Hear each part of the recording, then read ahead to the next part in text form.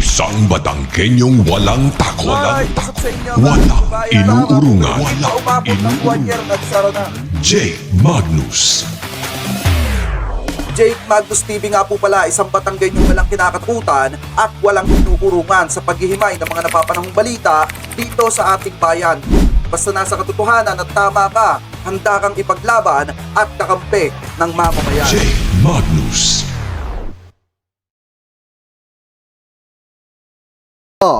Dito talaga ako inis na inis mga kababayan sa videong ito nung napanood ko. Kasi sabi dito inamin na ni Harry Roque, secret deal with China. Pilipinas ang nagpuprovoke sa China para magdeklara ng martial law.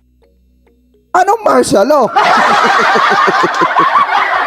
Diba mga kababayan, so ito panoorin po natin itong vlog na inilabas ni Batas with Ator Declare. Mga kababayan, kung saan Pinoy pa ang sinisisi, di umano, nitong si Atty. Harry Roque kung bakit nagkakaroon mga kababayan ng tensyon sa pagitan ng Pilipinas at saka ng China sa West Philippine Sea. So ito, panoorin po natin.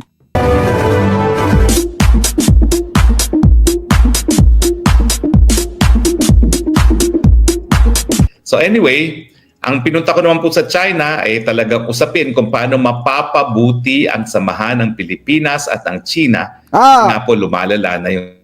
Kasi umamin na May tawag dyan mga kababayan eh. Ano ba tawag dyan? Back negotiation. Yun yung tawag sa ganyan eh. Yung ginagawa ni Atty. Harry Roque na pumupunta siya sa China, siya yung nakikipagnegosasyon doon, tapos yung ating presidente nandi dito sa Pilipinas. So parang ang nangyayari mga kababayan, di umano, si Atty. Harry Roque yung back negotiation. Kumbaga siya yung nakikipagnegosasyon sa likod ng presidente, mga kababayan sa bansang China. So inamin naman yan ni Atty. Harry Roque na pumunta siya ng China para pag-usapan daw kung ano yung relasyon ng China at saka ng Pilipinas. Ano pa ipagpatuloy pa natin? si si Atty. Harry Roque na totoo na mayroong usapan tungkol Yan, may Jason. Ay, may galab shoutout po doon sa hindi dapat magdala ang mga kababayan natin o Coast Guard o representative ng bansa natin ng mga repair materials sa BRP Sierra Madre. Talaga daw ganong may usapan. Inamin na niya. Diba binasa ko naman sa inyo yan mga kababayan, ipinaliwanag ko yung kasunduan na pinangahawakan ng China. Nasaan ba yon? Para makita nyo lang mga kababayan, kasi baka sabihin ng iba, wala ka namang resibo, salita ka ng salita dyan. Eto yan. Eto, basahin ulit natin. Ang dating Pangulong Rodrigo Duterte, sikat at tanyag sa pangakong FIBOT. Ayan sa China ay ginawa umano itong pagkakaunawaan sa China na ang Pilipinas ay hindi magdadala ng malalaki materyales sa gusali sa Ayungin Shoal. Sa madaling salita, sabi ng hindi kilalang opisyal na Chino na nakausap sa Manila Times na ngako ang administrasyong Duterte sa Beijing na hindi nila papalakasin ng Sierra Madre, kung saan ilang beses na nakatalaga ang mga sundalong usok ng DFA. Hindi katakataka na nagalit ang Department of Foreign Affairs, DFA, noong Marso 12 bilang reaksyon sa kwento ng Manila Times sa di umano'y hindi pagkilos ng Administrasyong Marcos sa mga panukalang inormalize ang sitwasyon sa South China Sea. Mga kababayan, maliwanag naman dyan yung kasunduan nila. Ano po, ibalik ulit natin dito. So di naman, kasi di ba tinuturo ng China na merong deal with Pangulong Duterte na hindi magdadala sa Sierra Madre, BRP Sierra Madre ng pwedeng yung materials na magkukumpuni doon sa nabubulok na vessel. So ngayon, inamin ni Harry Roque na meron deal. At na tumulong sa atin using the MDT, kaya talagang tayong mga Pilipino ang nagpo-provoke. O bakit pa sinasabi nagpo-provoke? Talaga naman po may agreement na status quo. So hanggang hindi tayo magpapadala ng repair materials sa Sierra Madre, bakit kayo nakipag-agreement? Yan yung tanong dyan, tapos secret deal pa. Yan ang tanong dyan mga kababayan, bakit sila nakipag-agreement at hindi muna nila ipinaalam sa sambayanang Pilipino yung kanilang hakbang na gagawin na ganyan? Eh ngayon, sino ang apektado? Sino ang naiipit mga kababayan? Yung mga Philippine Coast Guard natin. Di ba? Kasi ito, maling hakbang itong ginawa nilang to mga kababayan eh. Sila ang nag-provoke, hindi tayo ang nag-provoke. Yung kasunduan nila ang nag-provoke mga kababayan. So sinong sila? Silang nakipagkasundo sa bansang China. Sila ang nag-provoke kung bakit umiinit ngayon ang sitwasyon kasi hindi nila ipinalam sa publiko, hindi nila ipinaalam dun sa bagong uupo na presidente na meron palang secret deal mga kababayan. Ano pa ipagpatuloy pa natin? Inamin ni Atty. Harry Roque na meron silang secret deal. Mga kababayan, merong deal na talagang hindi papalakasin, hindi ikukumpune yung Sierra Madre at hindi magdadala ng mga malalaking materyales dito sa BRP Sierra Madre mga kababayan. Kaya naman pala itong mga ito gigil na gigil sa ating presidente at gustong mawala sa pwesto para hindi mapag-usapan. Kaya di umano etong isyong ito mga kababayan kasi pag sumabog ito, malaking issue ito. Kaya kung mapapansin nyo kung mapapansin nyo mga kababayan, isipin nyo mabuti, walang vlogger na DDS ang nagtatalakay nito. Wala kayong makikita. Siguro kung may makikita kayo, yun na yung pinakamalakas ang loob sa mga vlogger na sumusuporta sa kabila. Wala kayong makikita nagtatalakay nito mga kababayan. Kasi nga, pag tinalakay mo yan, kung hindi ka magaling-galing magpaliwanag, talagang magkakanda, sunog ka sa sarili mong mantika dyan. Kasi yung ipinagtatanggol mo, inamin mismo. Diba, ipagpatuloy pa natin. Hindi nila pipigilan. Pero nangyari po, kaya tayo nawa-water cannon, talaga nagdadala sila ng repair materials. Alam naman nila na kapag may repair materials, talagang hindi tayo papapasukin. Pero paulit-ulit nila. Tayo pa yung sinisi. Yung Philippine Coast Guard pa yung sinisi, mga kababayan. Diba, bakit daw nagdadala ng mga materials, mga kababayan, repairing materials, etong PCG dito sa BRP Sierra Madre? Tuwing magdadala daw tayo, natural, gigirahin tayo. Natural, iwa-water cannoning tayo. Di kasalanan pa pala ng mga PCG. Sila nga yung naiipit ngayon dito. Dahil dyan sa secret deal na yan. Diba mga kababayan? Pagpatuloy pa natin. Nilang ginagawa. Bakit? Kasi nga gusto nila na talagang ang China maging mas aggressive. Para pag naging mas aggressive ang China, sasabihin natin, Uncle Sam, tulong! Mutual Defense Treaty! Pero nga po, kaya nagagalit ang China sa atin. Kaya lumalabas na sinasabi ng China na po-provoke sila dahil tayo daw yung hindi tumutupad. Tama! Doon sa naging usapan. Sa naging kasunduan. Kung tumutupad lang daw tayo, sabi ni Harry Roque, hindi mapoprovoke ang China. So lumalabas sa mga statements ni Tony Harry Roque, Pilipino ang nagpo-provoke sa China. Ngayon mga kababayan, ito naman yung sa akin. Paano masasabi ni Atty. Harry Roque na Pilipino yung nagpo-provoke sa China para magkaroon ng atensyon, mga kababayan? Hindi nga alam ng publiko, hindi nga alam ng sambayan ng Pilipino na nakipagkasundo kayo ng ganyan sa bansang China. Diba mga kababayan, hindi naman natin alam yan. Pamula nung nagkaroon ng pandemya, pamula nung umupo si dating Pangulong Duterte, naging limitado naman yung paglalabas nila ng impormasyon sa kung ano yung mga ginagawa nilang proseso sa pagsasaayos ng ating bansa. Hindi natin alam na may secret deal nga pala. Ngayon mga kababayan, ano ang naging pakinabang ng secret deal na yan? Yun yung tanong dyan. Mga kababayan, dahil nakipagkasundo sila ng ganyan, ano ang napala ng sambayan ng Pilipino? Anong napala natin dyan? Nakinabang ba tayo ng sobra dyan? Nakatulong ba ng malaki sa atin yan? Or may mga tao na nasa gobyerno na nakinabang yan? Diba? So, sabi dito, Jake, backdoor nausapan, nauusapan tawag dyan. Kaya nga po, hindi alam ng sambayan ng Pilipino yan eh. Hindi nga natin alam kung may money involved ba yan, kung sino ba nakinabang ng pera, mga kababayan. Hindi nga natin alam kung naibenta na etong West Philippine Sea. Dahil ipinagkasundo nga ng lihim, mga kababayan, tapos sasabihin nila ngayon, since wala na sila sa posisyon, mga kababayan, sasabihin nila Pilipino yung nagpuprovoke, sila yung gumawa ng problema, kaya napuprovoke ang China. Hindi po libelous yan, mga kababayan. Ipinapaliwanag lang natin yung opinion natin hinggil dito sa isyong to. Ano pa ipagpatuloy pa natin? Oh.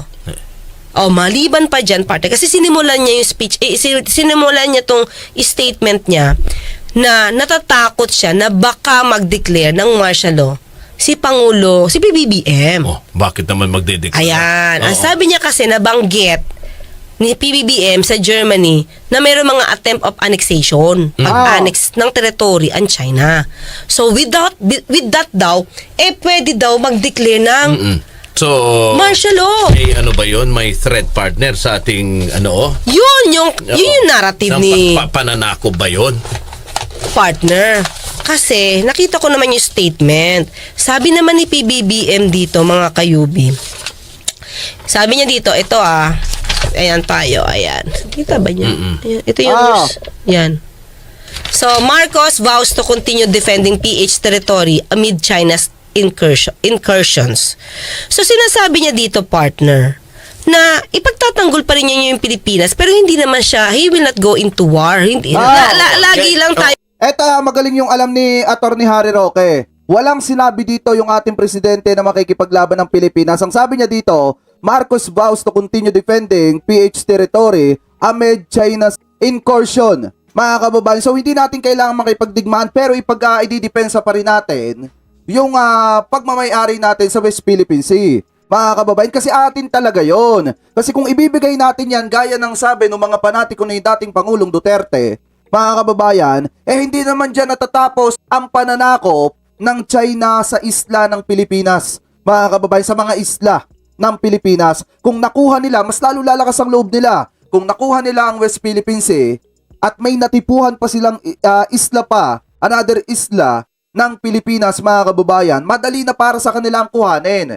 Kasi nga yung ipinaglalaban ng Pilipinas na West Philippine Sea, nakuha nila ng ganun-ganun na lang. Yung mga panatiko ni dating Pangulong Duterte, mag-isip kayo. Walang sinabi dito, nakalagay walang sinabi dito ang ating presidente na magdideklara siya ng martial law. At walang sinabi dito ang ating presidente, yan napakaliwanag naman walang sinabi dito, mga kababayan, ng ating presidente na makikipagdigmaan tayo. Napakaliwanag ng sinabi dito, continue defending PH territory amid China's incursions. Mga kababayan, ano po, so ipagpatuloy pa natin. Ibalik na natin yung ating comment section na wala na. Yan. Tayong magpoprotesta. At sa ano pa rin tayo? Diplomatiko na paraan. Yes, partner. Kahit na may mga attempt, active attempt by the China to annex some of our territories dito sa Pilipinas. So, paano mo ba ma-explain yung ginagawa na pagpigil sa atin, yung mga Coast Guard natin, na pumunta sa BRP Sierra Madre? Diba? Na kiniklaim nga, may mga statements ng China na kiniklaim na itong mga territory ng Pilipinas supposed to be, kanila. So, how can PBBM describe that action?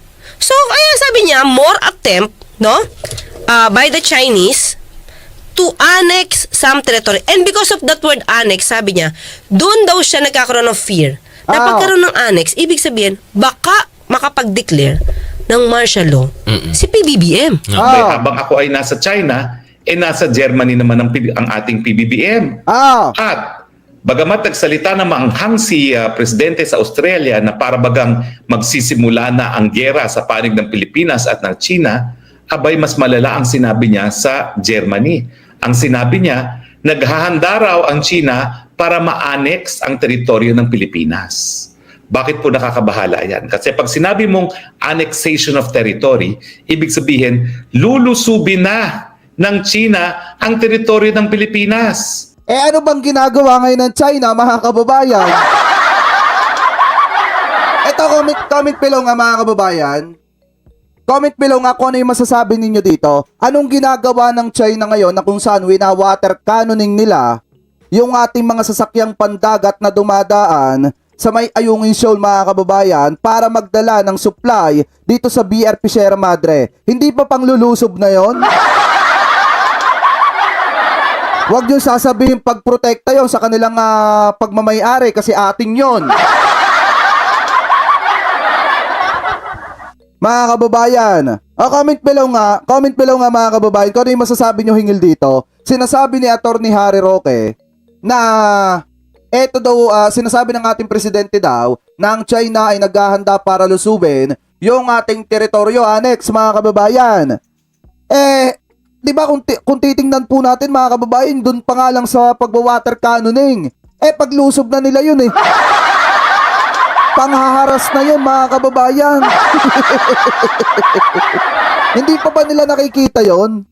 Diba? So siguro, eto kaya nila, sabi dito, teritoryo nila ang Pilipinas. Kaya nga mga kababayan, di ba? So maliwanag na sinasabi dito ni Atty. Harry Roque na yung West Philippine Sea sa China. Parang ganun mga kababayan. Pakitama na lamang po kung ako po ay mali. Pero, yung ginagawa ng China ngayon na hinaharas nila, yung UNAIZA May 4, mga kababayan, na magdadala dapat ng supply sa BRP Sierra Madre, di ba panghaharas na yon? Pagsugod na nila yun eh. Di ba mga kababayan? So ipagpatuloy pa natin. At alam niyo ba kung bakit ako nababahala? Kasi sa panahon ngayon na sinusupil ang malayang pananalita sa pamamagitan ng pagkulong kay ka Eric at kay Dr. Badoy, sa pamamagitan ng pagsasara ng SMNI, sa pamamagitan ng pag-aaresto ng Kongreso, para bagang ito ay preparatory to martial law. At ano naman po kinalaman ng martial law doon sa sinabi ni PBBM na baka i-annex ng China ang ating teritoryo? Kasi po sa ating saligang batas, dalawa lang ang dahilan para magdeklara ng martial law ang presidente. Yan po ay invasion o pananakop, panlulusob ng isang dayuhang bansa sa Pilipinas or di naman kaya insurrection, yung paghihimaksik ng mga mamamayang Pilipino. Di ba kapag sinabi niyang mag-a-annex na ang China ng ating teritoryo, sinasabi niya malapit na ang invasion ng China. Dahil nga, sinabi nga niya na kapag dalawa daw lang dahilan o reasons na makapag-declare ng martial law. Invasion, of course, ng other country, saka insurrection ng mga kapwa natin Pilipino. So lumalabas dito na baka makakreate ng invasion because sinabi nga na binanggit ni Pangulong Marcos na yung parang plan to annex some territories. Plan ng China. Yung ganong statement, partner, hindi ba yan nakaka-alarma? Nakaka-alarma siya. Diba? So, hindi ba yan, partner, na po pwedeng gumawa dyan ng hagban ng paraan ng Estado natin kung yan ay nakaka-alarma para sa ating mga kababayan? Sa akin, partner, nakaka-alarma kasi may mga threat may mga iniwan threat siya na sabi niya, pag ito nangyari, well, ang himagsika naman, halos namatay na o patay na yung CPP-NPA, kaya nga hindi na dapat magpag-peace talks. So ngayong ginamit ni PBBM yung salitang annexation, ang ibig sabihin yun, linulusob na ng China ang Pilipinas, inaangkin at ating teritoryo, meron ng invasion at dahilan na para mag-deklara ng martial law. Ano bang ginagawa ng China ngayon? Binobomba nila yung ating UNAIZA May 4. Yung ating mga sasakyang pandagat, di ba isa na yung simbolo na inaangkinan nila yung teritoryo natin kasi pinagbabawalan nila tayong magdala ng mga supply sa BRP Sierra Madre. Kasi yung ginagawa ng Chinese Coast Guard, mga kababayan, is a way ng pagprotekta dun sa kanilang sinasabing teritoryo nila. Kasi nga, merong kasunduan, mga kababayan. So ipagpatuloy pa natin. At dahil nga ang ginagawa nila, dinidemonize nila yung lahat ng mga nagsasabing wala tayong interes para makipagkaibigan sa ating kapitbahay na pangalawang pinakamalakas na ekonomiya at kinakailangan makinabang tayo sa pag-unlad ng China. Tinatawag nila ako harimaw, sinasabi nila taksil. Ang ibig sabihin yan, sino ngayong Pilipino ang tututol sa deklarasyon ng martial law kapag sinabi ni Presidente Marcos na linulusob na ang Pilipinas at ina-annex na ang teritoryo ng Pilipinas? Yan ay classic invasion, dahilan para mag-martial law. Sabi ni Balangday, ang tanong, handa bang makipaggera ang China sa Allied Forces? Eh yun nga yung hindi naiisip ni Atty. Harry Roque kasi nga nung panahon ni dating Pangulong Duterte, ang kaalyado lang naman nating bansa mga kababayan, kakaunti. Ano po, Russia, China mga kababayan, at yung mga kasundong bansa din ng Russia at saka ng China. Ang Amerika mga kababayan, nung panahon ni dating Pangulong Duterte, hindi natin kaalyado kasi nga inaway ng dating administrasyon. Di umano. Diba? So ipagpatuloy pa natin. Meron pa nga punto mga kababayan at tinawag niya yung ibang bansa, ano po yung ibang bansa ha, na dapat kaalyado natin na parang iyot country. Parang tinawag niya ng ganon mga kababayan. So ipagpatuloy pa natin. At mukhang mauulit muli ang kasaysayan na dinaanan natin under Marcos Sr. Father like son, sabi niya Hindi ganun. pa siya sigurado, partner. Yun ay parang, ano lang partner, di ba? Hinala niya. Diba? Yun lang yung basa niya, pero partner, tandaan natin. Under sa Constitution natin, partner. Hindi ka basta-basta pwede mag-declare ng martial law. Yes, Tama. Nasa batas natin, Section 18 to sa Executive Department, partner, na kapag ikaw ay nag-declare, halimbawa, nagkaroon talaga na partner, pag niluso ba tayo, hindi ba talaga kailangan mag-declare ng war and martial law? No. Kailangan yun. Correct. Pero yung gagawa-gawa lang ng kwento na, ay mag-invade ang China. Tapos bigla ka na magdi-declare ng martial law, wala kang dahilan, you cannot do that. Kaya nga. So, and the president cannot do that alone, partner. Exactly. Kasi pwede yan, iharangin, halimbawa, emergency, bigla nag-declare. Pero pwede yung harangin ng Kongreso. Diba? Tapos, after that, partner, yung mga ibang mga proceedings dito, pwedeng i-question sa Supreme Court. Diba? Kahit sabihin mo na, at yung pagbawi ng Kongreso, partner, sa pag-declare mo ng martial law, hindi yung pwedeng bawiin ng presidente. So, hindi alone. Hindi mag-isa magde-declare lang na ang Pangulo lang ang magdedesisyon dyan. Ng martial law. So yun partner. And at the same time, sabi niya, na malamang, pag nag-declare na ng martial law, plan B daw ito kapag hindi natuloy yung People's Initiative. So, Tingin ko, itong martial law, plan B nila, kung hindi nila maiusad yung charter change sa pamamagitan ng bribery initiative. Kung hindi nila matatanggal ang Senado at kung hindi nila mapapatagal. Di ba mga kababayan, may napanood kasi akong sa ko ba napanood na balita yon. Etong si dating Pangulong Duterte, tandaan nyo nung nagsalita si dating Pangulong Duterte dun sa rally, may ipinakita siyang papel. Ano yung sinasabi niya doon? Binabago ni Marcos, pinapakailman ni Marcos Jr., mga kababayan, yung 1987 na Constitution, mga kababayan. May napanood akong balita na kung saan sinubukan din palang pakailaman yon dati ni dating Pangulong Duterte. Mga kababayan, so siguro baka bukas, talakayin natin yan. Pag-usapan natin yan mga kababayan. Yung, di ba, sinasabi ni dating Pangulong Duterte, ginagalaw ni Marcos Jr. etong 1987 Constitution. Mga kababayan, ngayon, nakakita ako ng balita, siguro baka bukas, hanapin natin mamaya, nakakita ako ng balita na sinubukan din pala ni dating Pangulong Duterte yung kaso hindi siya nagtagumpay. Diba sinasabi niya kaya sinusubukan na baguhin daw ni Marcos Jr. yung 1987 Constitution. Mga kababayan, pakitama na lamang po ako kung ako po ay mali para humaba yung kanyang termino, katulad ng kanyang ama. Pero mga kababayan, kung sinubukan ding galawin yon dati ni dating Pangulong Duterte, ibig sabihin naghahanga din siya na humaba yung kanyang termino. Pagpatuloy pa natin. Ang termino ng lahat ng nanunungkulan ngayon sa pamamagitan ng charter change, gagawin nila yan sa martial law. Babaliwalain nila ang 1987 Constitution, wala mo ng saligang batas, magkakaroon ng panibagong Freedom Constitution na 1 page, mananatili sila sa pwesto hanggang gusto nila, ikukulong nila ang lahat ng kanilang mga kalaban, ipasasara ang mga media establishments, hindi lang ang SMNI, kaya kayo GMA, Bulletin, Inquirer, The Star, tandaan ninyong sinasabi ko, kung nagawa nilang ipasara yung kaisa-isahang media outfit na sumuporta sa kanila nung eleksyon, anong gagawin nila sa inyong mga naging kalaban niya nung eleksyon?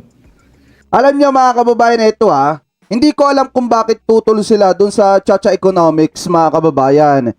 Kung sakali lang naman na maipatupad yun, napakalaki ng tulong nun sa ating bansa. Mga kababayan, pero niyo yung comment nga dito ni Kuya ni Kuya Sherry Consake, sabi niya, oo, dapat palitan yung absolute 1997 Constitution. Hindi, dapat naman talaga tanggalin na yung hindi napapakinabangan, palitan. Mga kababayan, ako pabor ako dun sa pabor ako dun sa Chacha Economics mga kababayan, dahil makakatulong yun ng malaki, hindi lamang po sa ating ekonomiya mga kababayan, kung hindi sa pag-angat ng ating bansa. Kaya nga nagtataka ko kay dating Pangulong Duterte kung bakit niya nabanggit na kaya pinapakailma ni Marcos Jr. yung 1987 Constitution para humaba yung kanyang termino. Pero isa din naman siya sa nangahas, pakialaman yon mga kababayan. So kung pinapakailaman, gaya ng sabi ni dating Pangulong Duterte, ni PBBM yung 1987 Constitution para humaba yung kanyang termino, ibig sabihin kung pinangahasan niya din yon, gusto din niya humaba yung kanyang termino. Yes, economic provision para makapag-invest ang foreign countries para magkaroon ng trabaho. Kaya nga, paring Jigs, napakalaki ng tulong nun sa ating bansa sa totoo lang. Alam nyo, kaya nga ito inis na inis ako dun sa isang vlogger na nagsabi, nako, pag naipasa yan, Chacha, maniwala kayo, pag may sumulpot na isang tao, mawawala din yan. Di ba bobo? Di ba bobo mga kababayan? Sabi nung isang vlogger, eto, banata yun. Sabi nung isang banata nako, pag naipasa yung Chacha Economics na yan, ano yan? Pag may lumabas na isang tao lang, mawawala din yan. Basta ka na lang nakichacha, hindi mo naman alam. Diba? So, pagpatuloy pa natin. Huwag kayong maniwala na kayo ay safe. Pag nagmarsalo, lahat kayo sarado. Dahil kalaban ng diktadura ang malayang pananalita at malayang pamamahayag. Mark my word, matuto na kayo sa kasaysayan. Nako, di ba dati pinagtatanggol mo mga Marcos, sinasabi mo na yung martial law nakatulong ng malaki? Di ba pinagtatanggol mo pa nung panahon ng eleksyon? Ano nangyari? Ano nangyari, attorney? So bakit sa tingin ko magdedeklara si PBBM? Kasi nga po, yung binitawan niyang salita na China will annex our territory, yan po ang tinutukoy niya, invasion na basehan para magdeklara ng martial law, mawala ang demokrasya, mawala ng bisa sa ligang batas, pwedeng supilin ang karapatan ng malayang pananalita. Robin Padilla din pala to Anong tawag dito mga kababayan? Demokrasya to, pre. Ang tawag dyan, demokrasya. Peaceful assembly at dahilan para magpasasa na naman siya sa posisyon gaya ng ginawa ng kanyang ama. Okay, tanyo. Dami-daming medyo hugot ni Atty. Harry Roque na parang ang hirap niyang i-connect the dots. Parang, saan ang galing? Yung ganun mga Wait nga lang mga kababayan. Alam nyo, medyo na medyo na tawag dito. Medyo parang gusto ko na hanapin yung video yon. News 5 everywhere. Matagal na yun pero kakalkalin natin. News 5 everywhere. Duterte to 1987.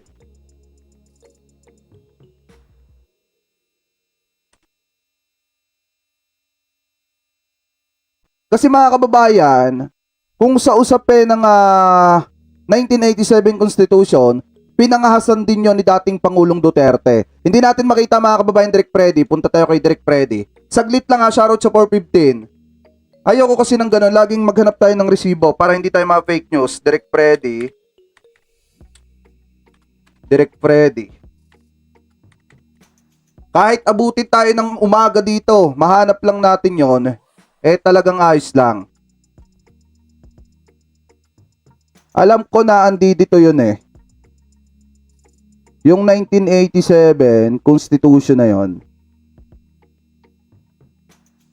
pinangahasan yun ni dating Pangulong Duterte.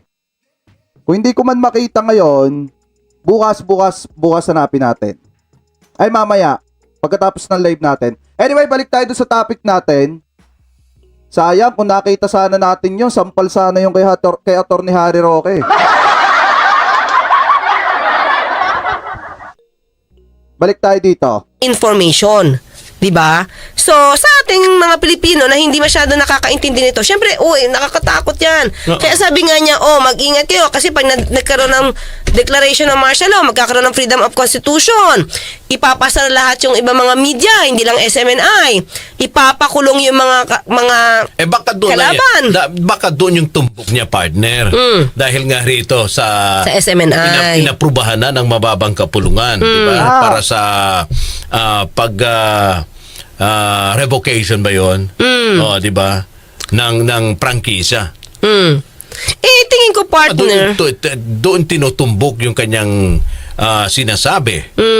Kaya dinudugtong niya yung martial law para ipaalala muli sa tao na baka kasi puro sinasabi niya baka walang kalabaw, partner. Baka. Puro lang pwede, baka ganito, baka mangyaring ganito. Baka mangyaring ganito. Pero partner, sa akin lang, kung ordinaryong tao ka, tapos hindi i-explain na buti ni Atty. Harry Roque, itong mga to, maniniwala ka. Mahirap. Meron kang gustong i-convince sa mga taong ito na hindi naman maiintindihan mabuti kung ano yung nasa batas. Yun nga ang tinatanong ko. Delikado yun. Yun diba? nga tinatanong ko. Yun ba ay Sa 345, tawag dito sa 345 mga kababayan, paki-screenshot nga nung pa-screenshot nga nung comment ni Danny Welto. Sabi ko nga walang resibo. Paki-screenshot ng mga kababayan kasi pagkatapos nito magla-live ulit tayo. Patungkol dun sa pagtatangka ni dating Pangulong Duterte na pakialaman yung 1987 Constitution. Mga kababayan. Walang sa tingin mo violation sa ginagawa, partner, dahil kung sabi mo kung ordinaryong tao ang papakinggan dun sa mga sinasabi, talagang aalarma. Oo, di ba? Matatakot. Kaya sabi nung iba mga parang nag-comment, naku, wag naman sana tayo magkagera. Di ba? Sabi nga ni PBBM, hindi naman wala siyang balak at hindi, never siya di ba? Never siya mangunguna, but he will continue fighting for the rights para sa territory natin. Correct. Yun lang na. At saka ang tolerance kasi ng ating presidente, mga kababayan, matibay. Mataas yung tolerance ng ating presidente. Hanggat hindi tayo inuunahan, mga kababayan, hindi tayo makikipagdigmaan or hindi tayo lalaban sa ibang bansa. Na bumubuli sa atin. Hanggat hindi tayo inuunahan, mga kababayan, hindi tayo makikidigma.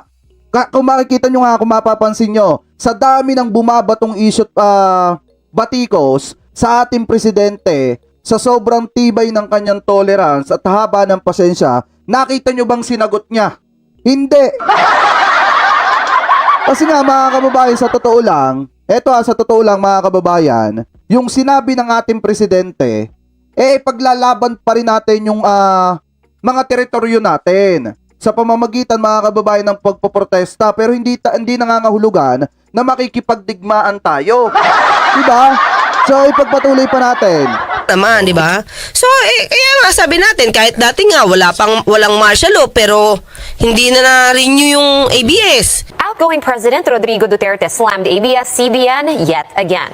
In his speech at the oath-taking ceremony of newly elected officials in Davao City, Duterte insisted that the network never paid taxes despite already being cleared by the Bureau of Internal Revenue. Yan ang mga kababayan, yan ang sinasabi na nagpapatahimik talaga ng media. Kasi biruin nyo nung nagbanggit lang itong si dating Pangulong Duterte about ABS-CBN, saan napupunta ang ABS-CBN ngayon? Nagsara, mga kababayan. Alam nyo, ito nga yung matindi, yung mga ginawa dati ni dating Pangulong Duterte, ibinabato nila sa bagong administrasyon at pinapasama nila ang administrasyon, mga kababayan. Ano yung sabi ni Roque kanina? Pag nag-martial law, ganyan, pinapatahimik ang mga media, etc. Sino ba nagpatahimik ng media? Di ba, ipagpatuloy pa natin. The outgoing president went on to admit that he used his presidential powers to call for its shutdown. Ana nakawatan ang ABS-CBN. Kaya tinira ko talaga sila. Talagang, well, I used the presidential powers to Lantaran pa yan, sinabi ni Digong, mga kababayan, ni dating Pangulong Duterte. Kaya tinira ko sila. Lantaran pang sinabi sa publiko. Di ba mga kababayan, ipagpatuloy pa natin. that Congress that you are dealing with scoundrels, and if you continue to kowtow with them, kawawa ang Pilipino. No. Yung Rappler, Alam na ano din, oo nga, yung mga panahon na yun, anong comment dun sa Atty. Harry Roque? Hindi na rin yung ABS-CBN. Medyo, sabi ng Rappler, na bully sila. Diba? Pati yung Inquirer. Sila ang may sabi na pinapatay ko raw ang mga mahirap. Alam mo, ang Inquirer kahapon, no? Talagang bull. Basura talaga yan. Pati yung eleksyon na the poor will be killed. Tignan ko mag-Island. Ayaw ko ba, but someday, hindi ko tinatakot, but someday yung karma nila dadating. Talagang mga hiya ang mga journalista na. Sabihin ko sa iyo, talagang walang hiya, pati yung ABS-CBN. Because if I have the money na ninyo, nandyan ako sa gobyerno ngayon and you can request any son of a there sa Central Bank, tell them to get a statement. Bakit ako magbigay sa kalaban ko? If there is really 200 million sa account ko, I will resign tomorrow. Yan ang hamon ko sa lahat. And if my children would get involved in corruption, I will gladly step down.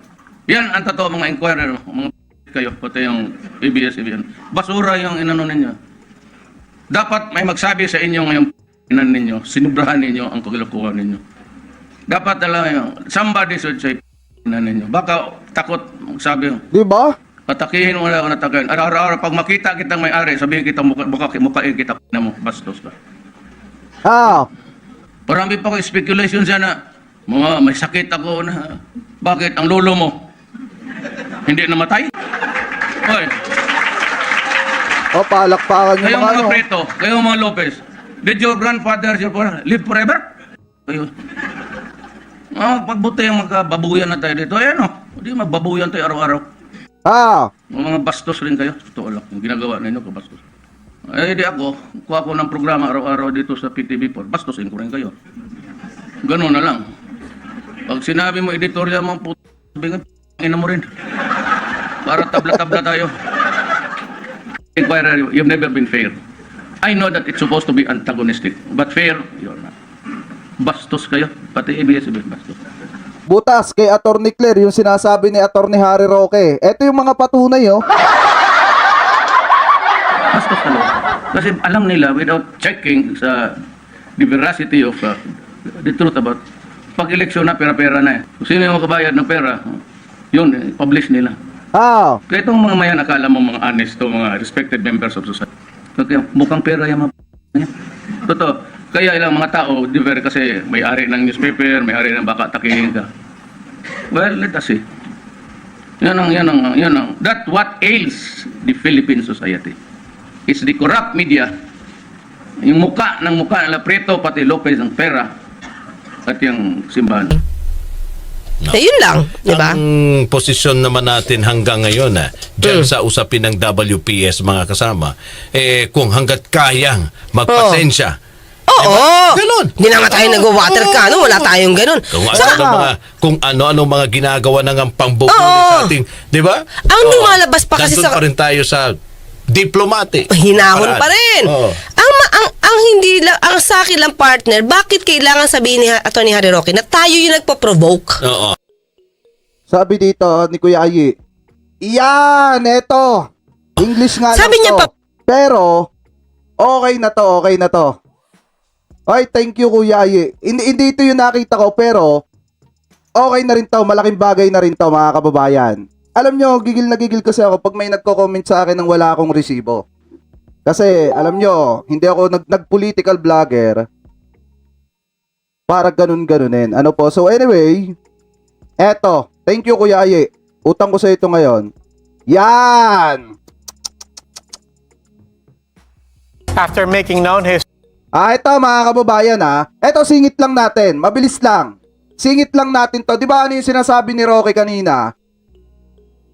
Ni dating Pangulong Duterte pala, nung umakyat siya sa rally, may ipinakita siyang papel. Ano yung sabi ni ex-president Duterte? Yung sabi niya, mga kababayan, etong si Marcos, kaya niya binabago yung 1987 Constitution para humaba yung kanilang termino. Ano yung sabi ni Roque? Ganon din, mga kababayan, kaya daw binabago yung 1987, Chacha, mga kababayan, kasi para humaba yung termino, mga kababayan, nung mga namumuno. Ibig sabihin, patama kay PBBM. Ngayon, mga kababayan, eto, panoorin natin. After making known his choice for the next speaker, we begin tonight with the president encouraging Congress to push for. Ang title nito, President Duterte tells lawmakers to push charter change during his term. Mga kababayan, o kung si dating Pangulong Duterte, isinusulong yan at sinabi pa sa lawmakers, mga kababayan, na isulong etong charter change, ibig sabihin, isa din siya, mga kababayan, sa naghahangad ng humaba yung kanyang termino. Maliwanag. Maliwanag yung sinasabi dyan, ha? Charter change while he is in office. Maricel Halili with the story.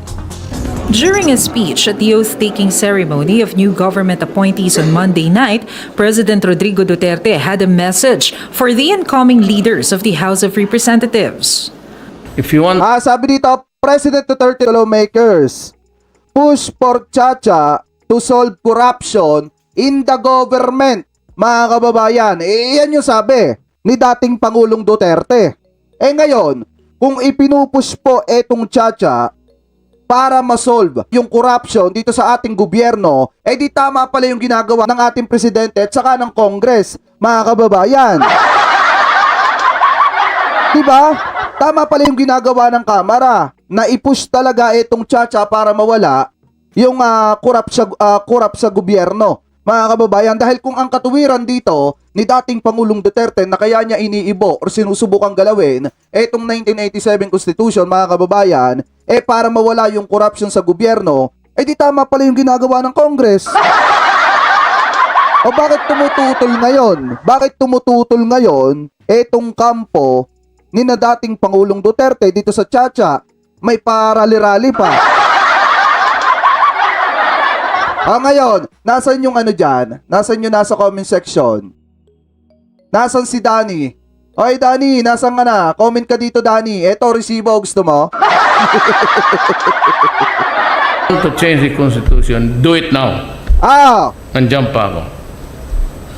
And I can tell the military, no, you better. Yung military mainit na. And I've told you all the corruptions sa gobyerno, ang pinakamalaki nandyan sa itaas. Duterte claims the military has become increasingly concerned about worsening corruption in the government. This was echoed by presidential spokesperson Salvador Panelo. Danny Welto pala. Danny Welto, ito. Yan ang maliwanag naman, isinusulong, iniibo ni dating Pangulong Duterte yung 1987 Constitution. Ano po, sinabi niya pa dito na yung Chacha yung tanging paraan para mawala daw yung corrupt sa gobyerno, para masolve yung corruption. Ano masasabi mo, kapatid? Hindi, ito kaya ko ipinakita ito hindi para ipahiya ka, Danny Welto. Ang sa atin lang, para makita mo naman yung side ko sa vlogger na hindi tayo naglalabas ng fake news dito. Ayaw natin ng ganon. Ang masarap dito, maganda dito, himayin natin yung mga topic para maintindihan natin. Diba, sinasabi ni dating Pangulong Duterte, may bitbit pa, mga kababayan, na papel. Sinasabi niya dun sa rally ni Kibuloy, na kaya daw binabago ni PBBM, mga kababayan, yung 1987 Constitution kasi nga, gusto niyang humaba yung kanyang termino katulad ng kanyang ama. Pero, sinubukan din ni dating Pangulong Duterte dati na baguhin etong 1987 Constitution at sinusubukan niya na i-push etong Chacha, mga kababayan, kasi nga ang katuwiran niya para marisolba ang korupsyon sa ating gobyerno. Diba, mga kababayan? Napakaliwanag naman ang sinasabi dyan. So, eto, gaya ng sabi ko sa inyo, pangako ko, konti lang. Ano yung papakita natin kasi hindi naman talaga yun yung topic natin. Mapapag-usapan natin yan siguro sa mga susunod na araw. Baka mamaya hindi na ako mag-live kasi nabigyan na tayo ni Kuya Ayi ng resibo. Ano po, so ngayon, balik tayo dito. Nga, dapat daw, doon sa, lumalabas pa daw na tayo yung nagpo-provoke kasi doon sa pag naglalayag ka, partner, magkaiba daw yan. Dapat daw nag-o-overtake ka sa, tama ba? Nasa right side, sabi niya ganon. Dalawa na pong incident ng banggaan ng barko. Pero alam niyo po, hindi ka kinakailangan maging maritime lawyer para malaman mo na yung rules sa karagatan ay pareho ng rules ng kalye. Kaya nga lang, English rule, right-hand drive. Sa right-hand drive po, ang overtake. Kaya nga, sabi ni Kuya Ayi dito, gusto niyang maging federalismo. Sabay, makukupo niya ang liderato. Kaya nga pinipilit isulong dati ni dating Pangulong Duterte yung charter change, mga kababayan. Sinusubukan niyang magalaw yung 1987 Constitution kasi nga, alam niyo na. So anyway, yung kay PBBM naman, mga kababayan, hindi naman siya full katulad nung ginagawa nitong si dating Pangulong Duterte. Yung kay PBBM parang cha-cha economics lang yon, parang provision lang yon, mga kababayan, na kung saan para makapag-invest yung mga foreign dito sa ating bansa, mga kababayan. Ano po, parang ganon yung pagkakaunawa ko, pero pakitama na lamang po ko kung ako po ay mali. So sabi dito, hanap tayo ng comment, mga kababayan. Ang kay PBBM ay economic provision lang. Yes, kaya nga cha-cha economics. Ano po, so ipagpatuloy pa natin. Hindi dito sa right side. Sa left sa pag mag-overtake tayo, nasa left side ang ating overtake. Pero kapag right-hand drive, baliktad po. Sa kabila ka mag-overtake. Kung titignan niyo po yung dalawang insidente na nagkaroon ng banggaan, lumalabas po na parang tayong nang bangga. Nako po. Hindi malinaw sa atin yan kasi ang road natin sa traffic natin is left-hand drive. Ano kaya masasabi ni Attorney Harry Roque, mga kababayan? Di ba, kita nyo nagkaroon kasi ng insidente dati ng banggaan ata nung parang nagbanggaan ata itong barko sa sakyan nating pandagat at saka yung China Coast Guard, mga kababayan. Pero yung sinasabi dito ni Attorney Harry Roque, tayo yung mali. Pilipino yung mali dun sa banggaang yon. Kasi base sa kanyang analysis, mga kababayan, Pilipino daw yun ng bangga. Ngayon, sige, let's say, sabihin natin, tama si Attorney Harry Roque nung that time sa kanyang analysis. Ngayon, ano kaya ang masasabi ni Attorney Harry Roque dun sa dalawang China Coast Guard na pinaggitnaan yung Uniza May 4 at Winater Cannoning, mga kababayan? Ano kaya masasabi niya doon? Pilipino pa rin kaya yung nag-provoke, mga kababayan? Eto, tanong ko lang naman, Pinoy pa rin kaya ang may kasalanan doon?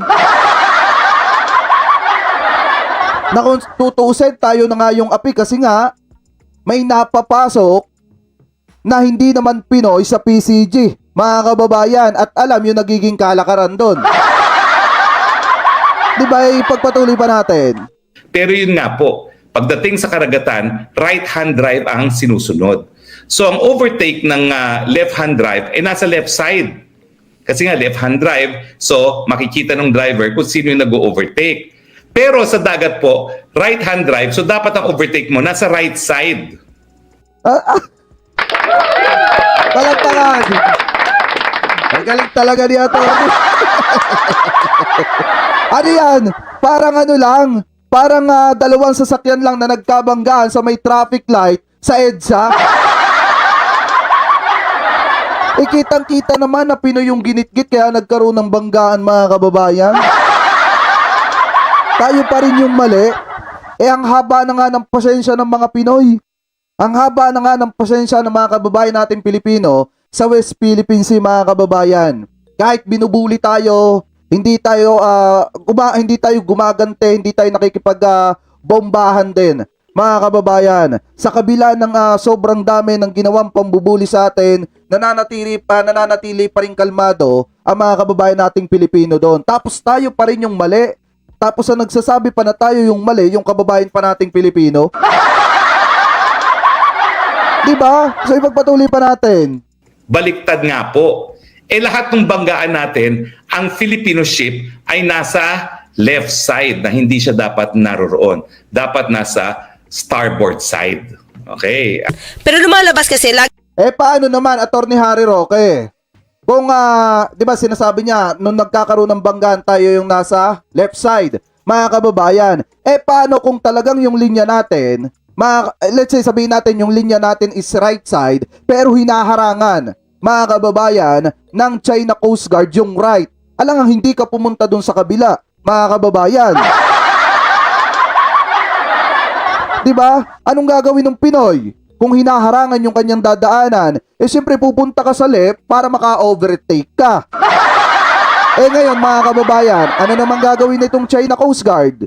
Di siyempre babalik siya sa left para kung sakasakali na magkasalpukan, ang mali talaga mga kababayan, Pinoy talaga.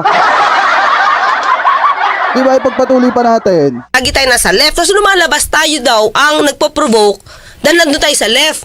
Pero hindi ba nila nakikita na tayo yung naglalayag lang ng diretso tapos tayo yung kinakat? Tayo yung kinakat. So tayo pa ba yung nagpo-provoke kung tayo yung kinakat ng kabilang ng ibang vessel? Di ba? Parang nasaan na yung right of way na pinag-uusapan na yung tamang path na dapat mong daanan kung dapat nasa right side ka at nag-overtake ka sa right side. Kung ikaw naman yung sinusundan, hinahabol at kinakat ka. Correct. Tapos tayo pa ba yung nagpo-provoke nun? Parang sana ma-explain lang mabuti to para hindi naman maligaw yung mga kapwa natin Filipino na tayo ba talaga yung nagpo-provoke? Dahil hindi tayo sumusunod sa naging deal dati na wag magdadala ng repair materials doon. So partner, pag hindi nagdala ng repair materials doon, anong balak talaga? Kung deal ito ni Pangulong Duterte, gusto niya talagang lumubog yung barko natin doon, yung BRP Sierra Madre. Tanong ko lang, gusto niya na ba niyang palubugin kaya siya nakipag-deal sa China with that? Na inamin naman ni Atty. Harry Roque na may deal talaga. Okay, sige partner. Mga kasama, maraming salamat po sa inyong oras at Maliwanag naman dyan mga kababayan, hindi ko alam kung anong intensyon ni dating Pangulong Duterte kung bakit siya nakipag-secret deal. At dun sa nilalaman ng kanilang secret deal mga kababayan, wag magdadala ng mga malalaking materyales dito sa BRP Sierra Madre. Mga kababayan, at hindi palalakasin or hindi ikukumpune etong BRP Sierra Madre. So hindi ko alam kung ano ang plano doon ni dating Pangulong Duterte. Baka nga tama si Atty. Claire na ang gustong mangyari ni dating Pangulong Duterte lumubog na lang po yung BRP Sierra Madre. Mga kababayan, alam naman natin mga kababayan na kaya kinakatakutan yon dahil yun yung sasakyan nating pandagat na ginamit noong World War II. Mga kababayan. So hindi ko alam kung anong plano ni dating Pangulong Duterte, kung ano yung pumasok sa isipan niya, kung bakit siya nakipag-secret deal na hindi alam ng sambayan ng Pilipino dito sa bansang China. Mga kababayan, na ngayon, ang bansang China ay naniningil na.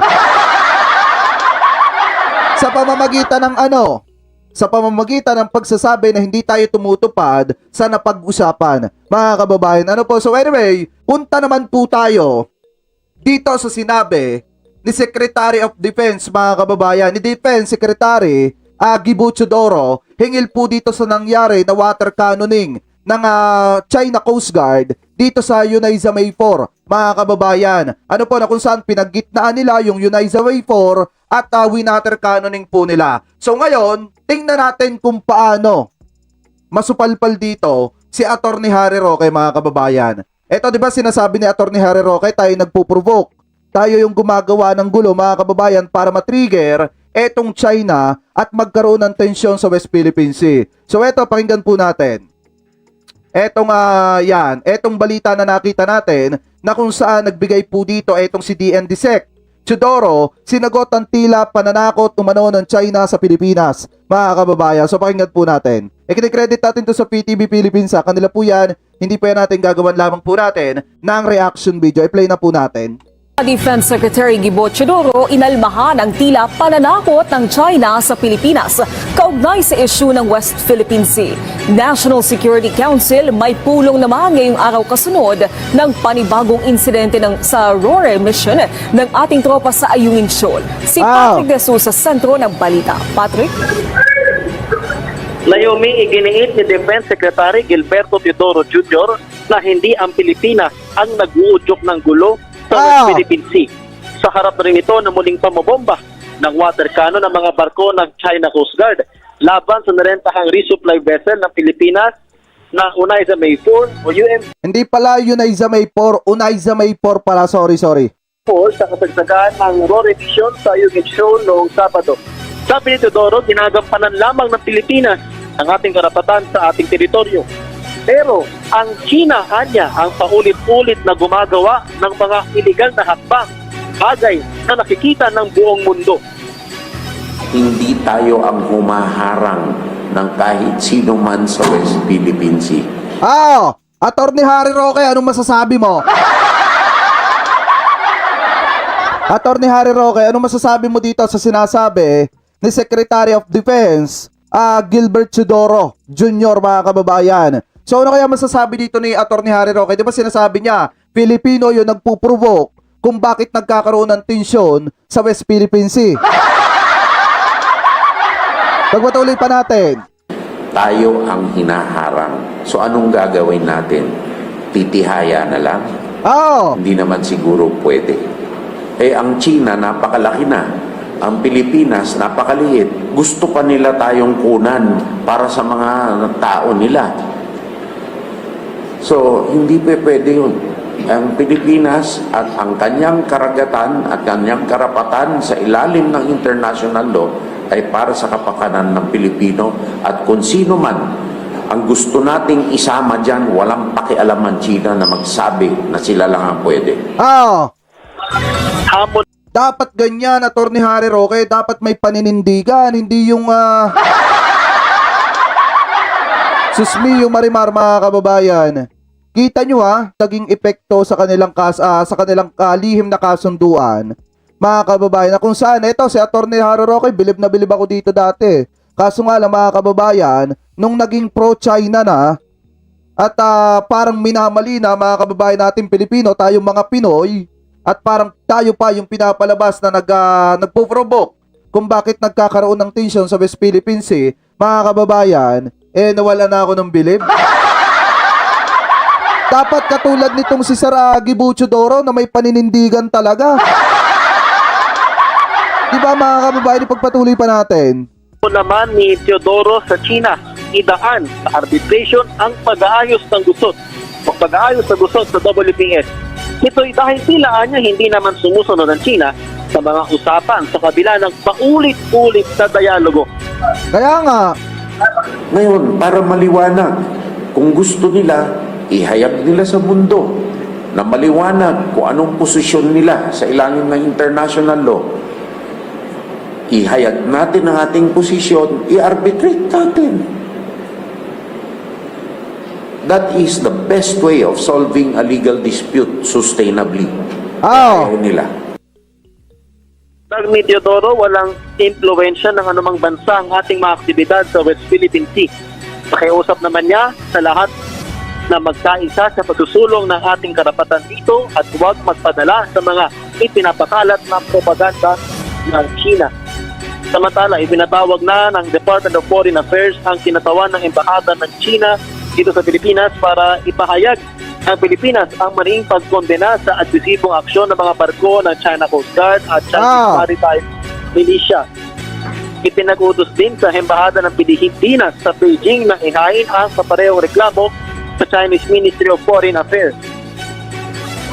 Nakapaloob dito na walang karapatan ang China sa Ayungin Shoal na isang low tide elevation at nakapaloob sa exclusive economic zone ng Pilipinas at continental shelf alinsunod sa UNCLOS na pinagtibay pa ng 2016 Arbitral Award. Dagdag ng DFA ang patuloy na pangingialam ng China sa mga aktibidad ng Pilipinas sa loob ng ating sariling EEZ ay hindi katanggap-tanggap sa sovereign rights at jurisdiction.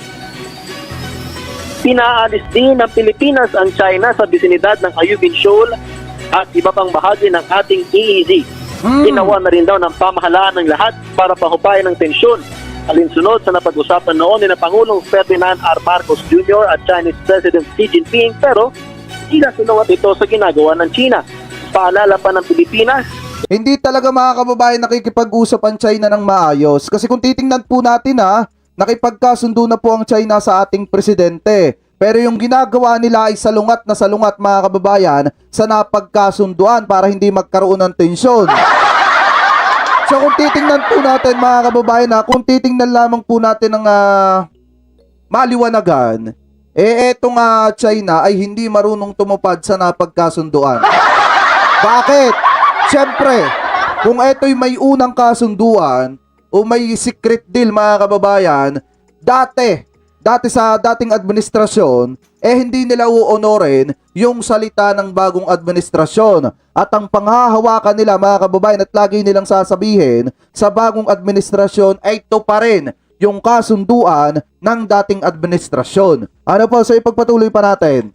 Itigil ng China ang patuloy na paglabag sa international law. At ngayong araw nga rin ay nagkaroon ng pagpupulong ang security cluster patungkol dito sa nangyari sa Ayungin Shoal kamakailan. Naomi. Okay, maraming salamat Patrick De Jesus. So napakaliwanag naman dyan mga kababayan. Buti pa nga itong si Secretary Defense Gibo Chodoro may paninindigan. Diba ang sabi niya, mga kababayan, hindi naman Pinoy yung nakikipagdigmaan dito sa China mga kababayan. Hindi man tayo nagpo-provoke para magkaroon ng gulo. Tayo, wina-water cannoning tayo mga kababayan, binubuli tayo. Anong gusto nyong gawin? Pumilata na lang, tumihaya na lang. Hindi naman pwedeng ganon. Diba mga kababayan, hindi naman pwedeng laging ganon. So dapat kahit papaano, lumaban din tayo. Ano po, kahit papaano dito sa China. Ngayon, ang gusto mangyari ni Atty. Harry Roque siguro, pagka binubuli tayo, okay lang. Sabihin natin, okay lang na bulihin nyo kami. Kami naman yung mali at kami naman yung nag-provoke. Parang ganon. Pero anyway mga kababayan, kayo po, ano pong opinion ninyo? Hingil po dito sa tinalakay natin about sa issue ng West Philippine Sea mga kababayan. Comment below na lamang po kung ano po masasabi nyo about dyan sa topic na tinalakay po natin na yan. Sa mga hindi pa nakakapag-like, like nyo po sana mga kababayan, etong ating live streaming.